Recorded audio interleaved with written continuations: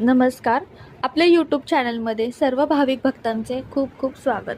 तर आपण आज या व्हिडिओमध्ये पाहणार आहोत की श्रावण महिन्यामध्ये श्रावण सोमवारी महादेवाची सेवा किंवा कशी करावी, कोणते नियम पाळावेत. तर त्या पहिला आहे की श्रावण सोमवारी जो तुम्ही उपवास ठेवता तर त्या दिवशी तुम्ही फक्त फळे खा किंवा सात्विक अन्न वगैरे घ्या. दुसरं म्हणजे शिवलिंगावरती तुम्ही बेलपत्र, दूध, जल व झेंडूची फुले अर्पण करा. बेलपत्र, दूध, झेंडूची फुलं ही महादेवाला अत्यंत प्रिय आहेत. तिसरं म्हणजे ओम नमः शिवाय ह्या पंचाक्षरी मंत्राचा तुम्ही 108 वेळा नामजप करू शकता. ह्या नामजपामुळे सुद्धा श्रावण महिन्यामध्ये खूप चांगले फळ मिळते. चौथं म्हणजे सोमवारी पांढऱ्या रंगाचे किंवा हिरव्या रंगाचे वस्त्र परिधान करा.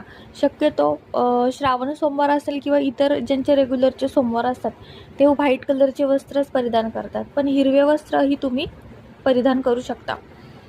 आणखीन सांगायचं झालं तर मंगळसूत्र, कुंकू, हिरव्या बांगड्या व फुलांचे सौभाग्य चिन्ह न विसरता लावा. दर शुक्रवारी गौरी पूजन किंवा देवाची उपासना करा. सातवं म्हणजे गृहलक्ष्मीच्या स्वरूपात घरात सकारात्मकता ठेवा. राग करणे किंवा वादविवाद जे असतील, भांडणं, गृहक्लेश ते नाही झाले पाहिजेत. ते शक्यतो तुम्ही जेवढं टाळता येईल तेवढं टाळा. आठवी गोष्ट म्हणजे शिव आणि पार्वतीची तुम्ही सामूहिक पूजा करा.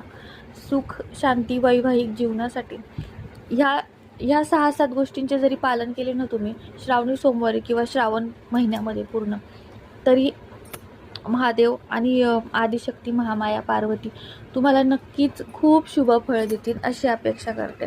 व्हिडिओ आवडल्यास व्हिडिओला सबस्क्राईब आणि लाईक करायला विसरू नका. धन्यवाद.